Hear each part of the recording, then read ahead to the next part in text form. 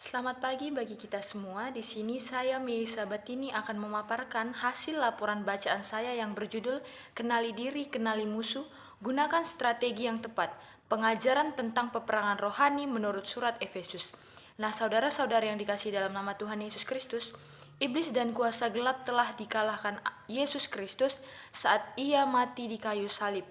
Di mana pada saat itu, saat mati di kayu salib, Yesus telah memerangi semua kuasa kegelapan dan juga kuasa iblis. Namun walaupun demikian, kuasa iblis masih memiliki sisa-sisa kekuatan untuk memerangi manusia di dunia ini.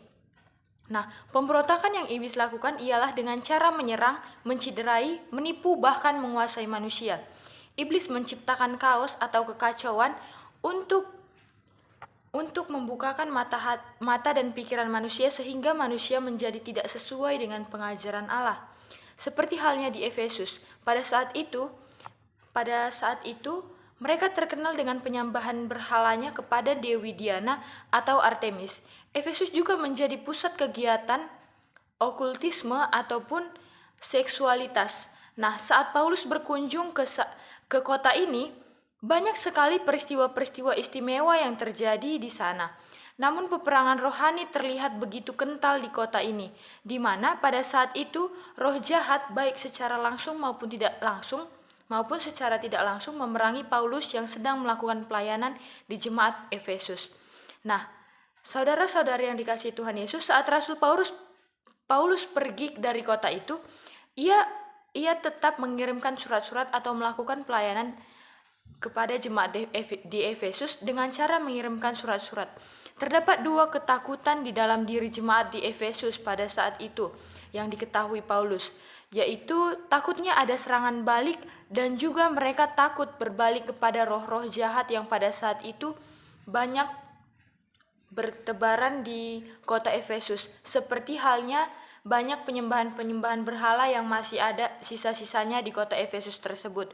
Nah, karena hal itu Paulus menulis surat kepada jemaat yang ada di Efesus agar mereka tetap kuat dalam iman karena Yesus Kristus telah menang melawan kuasa kegelapan. Dalam suratnya ini, Rasul Paulus mempresentasikan konsep peperangan rohani dalam 3 dimensi. Dimensi pertama yaitu berhubungan dengan sebuah kebenaran, yakni fakta bahwa Yesus telah menang melawan kuasa kegelapan bisa kita lihat di Efesus 1 ayat 18 sampai 21. Dimensi yang kedua berbicara tentang tugas orang percaya pada saat ini, yaitu memiliki tujuan dan makna yang baru di dalam hidupnya dan bisa membuktikan pandangan dunia yang sudah diubahkan oleh Yesus Kristus dengan matinya ia di kayu salib. Terdapat di Efesus 2 ayat 1 sampai 10. Dimensi yang ketiga membahas strategi orang percaya menghadapi serangan iblis dan kuasa kegelapan. Nah, meskipun sudah dialihkan atau meskipun sudah diperangi oleh Yesus saat di kayu salib, masih banyak sekali efek-efek kekuatan iblis di dunia ini, yaitu sisa-sisa kekuatannya yang telah dikalahkan itu. Nah, untuk hal itu dilakukan untuk menyerang orang-orang percaya, terdapat di Efesus 6 ayat 10 sampai 20. Nah, dalam menghadapi serangan kuasa kegelapan, orang percaya tidak akan berhasil bertahan dengan kekuatannya sendiri. Oleh karena itu mereka harus bersandar kepada Allah. Berikut daftar 6 perlengkapan senjata Allah. Yang pertama, ikat pinggang kebenaran. Kebenaran adalah Injil yang merupakan kekuatan Allah, sehingga dapat menghancurkan tipu muslihat si iblis. Yang kedua ialah baju jirah keadilan, memiliki karakter yang benar sehingga dalam tingkah laku dan perbuatan ataupun perkataan kita itu tidak tercela lagi. Yang ketiga, kasut kerelaan untuk memberitakan Injil damai sejahtera. Yang keempat, perisai iman untuk memadamkan semua panah api dari si jahat. Yang kelima, ketopong keselamatan, dan yang keenam ialah pedang roh.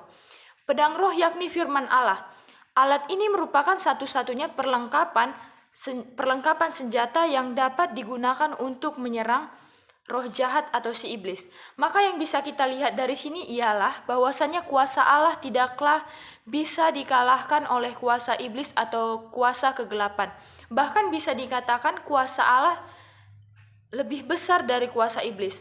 kedua kuasa ini tidaklah sebanding. Nah, pertempuran orang-orang percaya dengan pertempuran si iblis sudah dimenangkan oleh Yesus Kristus di kayu salib.